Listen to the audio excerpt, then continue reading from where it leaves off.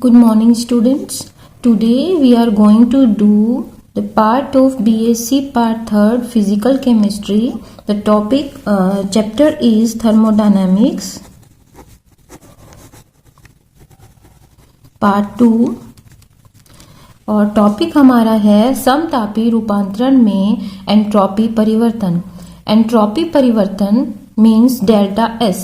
तो यहाँ पर हम देखते हैं कि डेल्टा एस की वैल्यू हम कैसे डिफाइन कर सकते हैं जबकि कोई रूपांतरण यानी समतापी रूपांतरण हो रहा हो.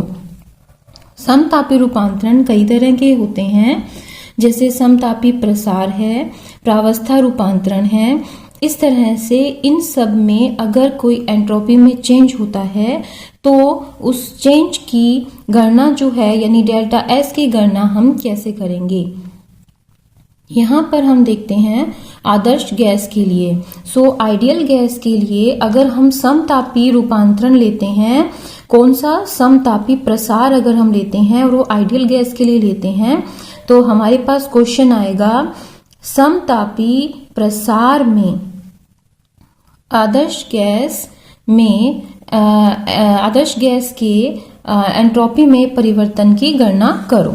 ठीक है, तो हमारा क्वेश्चन बनेगा समतापी प्रसार में आइडियल गैस के डेल्टा एस की कैलकुलेशन कीजिए. ठीक है, तो यहां पर हम लोग इसके लिए हम लिखते हैं कि हमें एक डिराइव करना पड़ेगा. सबसे पहले तो हम मान लेते हैं क्योंकि हमारे पास आइडियल गैस है तो हम इसके n मोल ले लेते हैं. n मोल लेने पर अगर हम देखते हैं कि ये समतापी प्रसार जो है वो उत्क्रमणीय है. ठीक है, तो उत्क्रमणीय प्रसार जो है वो अगर किया जाता है तो इस गैस में जो आंतरिक ऊर्जा है गैस की उसमें कोई चेंज नहीं होगा. जैसे कि हमने कहा था डेल्टा ई हमेशा इसमें क्या रहेगा, 0 रहेगा. जब हमने कार्नोट चक्र किया था तब हमने कहा था कि इंटरनल एनर्जी में चेंज जो है वो 0 रहेगा अगर आप समतापी उत्क्रमणीय प्रसार करते हैं. मीन्स अगर आप आइसोथर्मल प्रोसेस करते हैं, आइसोथर्मल प्रोसेस कौन सा, एक्सपेंशन. तो आइसोथर्मल एक्सपेंशन के अंदर अगर हम आइडियल गैस लेते हैं तो उसमें delta E is equals to 0 रहेगा. अगर डेल्टा E 0 रहता है तो हमारे पास थर्मोडायनामिक्स का फर्स्ट लॉ है, उसकी जो इक्वेशन है वो आती है delta E is equals to Q minus W. Okay, as we all know that this is the equation of thermodynamics first law. Okay, तो इसमें अगर हमने ये बोला कि डेल्टा E 0 है सो हम यहाँ पे Q is equals to W लिख सकते हैं क्योंकि Q यहाँ पर आ जाएगा. ओके, तो अगर यहाँ पर ये बोलते हैं तो यहाँ पर हम देखते हैं कि Q अवशोषित ऊष्मा है. ठीक है, तो यहाँ पर हम लिख सकते हैं एब्जॉर्ब्ड एनर्जी जो है, एब्जॉर्ब्ड एनर्जी, और यहाँ पर हम W जो है वो लिख सकते हैं यहाँ पर एक्सपेंशन वर्क. ठीक है, तो अब इसमें क्या होगा, एब्जॉर्ब्ड एनर्जी और जो है यहाँ पर ये एक्सपेंशन वर्क है.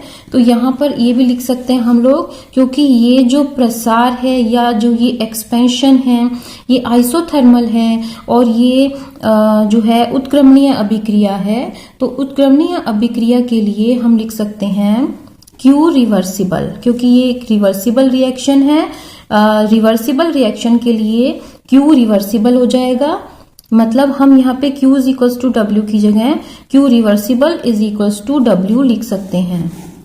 ठीक है, अब इसके लिए अब देखिए कि आपने कार्नोट साइकिल किया था. हम क्या करते हैं कि यहाँ इसका मतलब यही है कि जो कार्य है, वर्क है, वो किसके इक्वल हो जाएगा, रिवर्सिबल जो वर्क हो रहा है.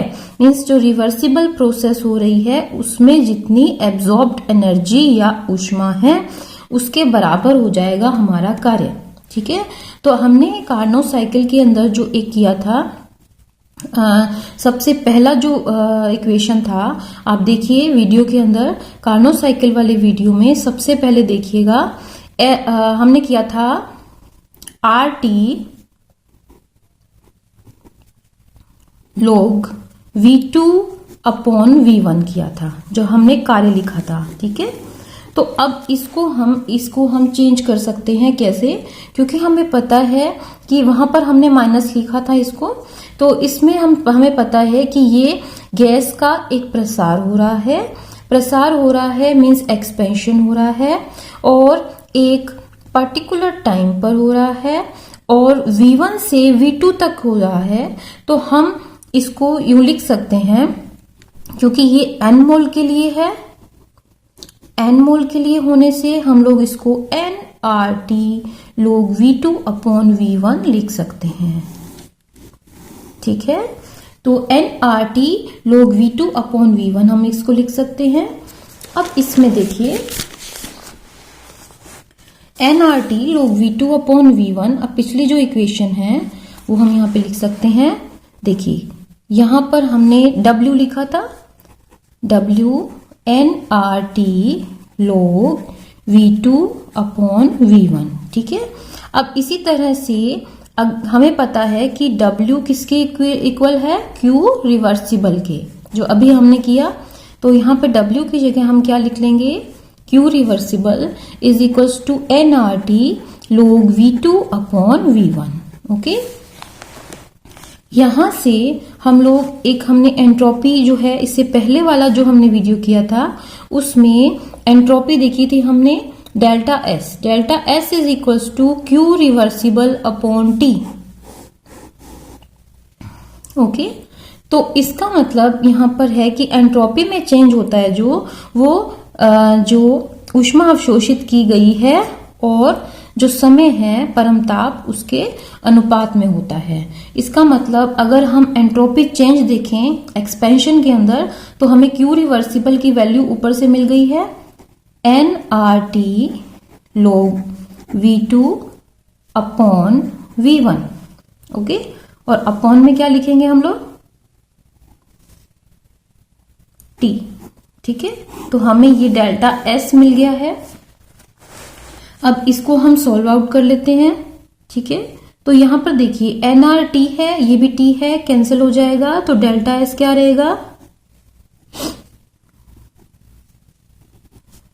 nR log V2 upon V1।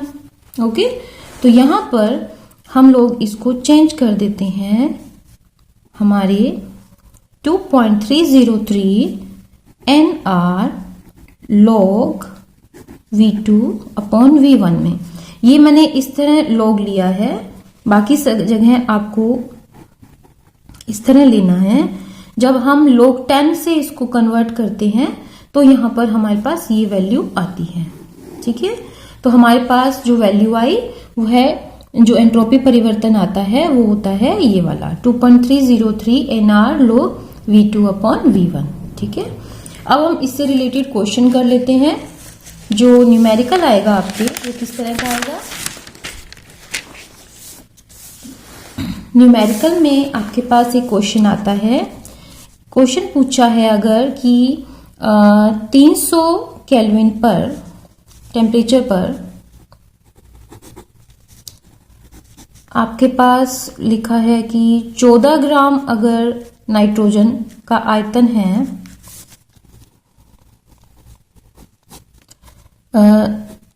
मान लेते हैं 1.5 लीटर। ठीक है, 1.5 लीटर। ठीक है, ये आपको दिया हुआ हो।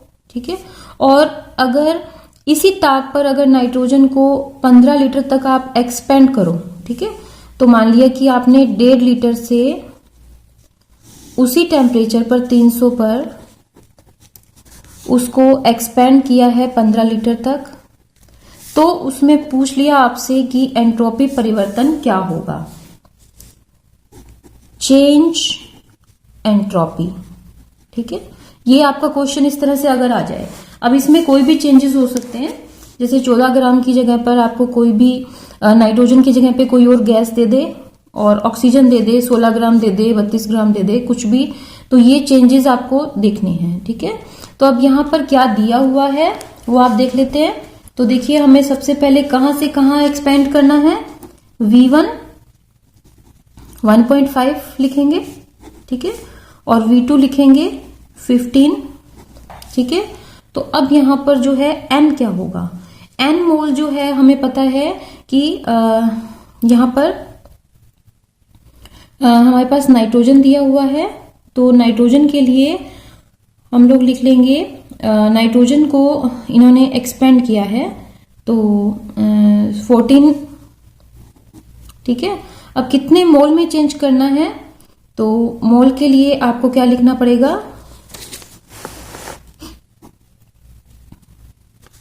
मोल के लिए आपको मोल में इसको कन्वर्ट करना पड़ेगा। मोल में कन्वर्ट करने के लिए और उसके बाद में फिर इसको आप आर की वैल्यू, क्योंकि हमारे पास जो है जो इक्वेशन है वो लिख लीजिए पहले आप, delta S is equals to 2.303 into ये हो गया, हो जाता है N R log V2 upon V1, ठीक है। तो अब यहां पर हमारे पास n भी आ गया है, r की वैल्यू आपको देखनी है, तो delta s is equals to 2.303 into n, तो n मोल हमारे पास 0.5 मोल हो जाएंगे, और मोल्स में आपने कन्वर्ट कर लिया, उसके बाद में आपके पास आ जाएगा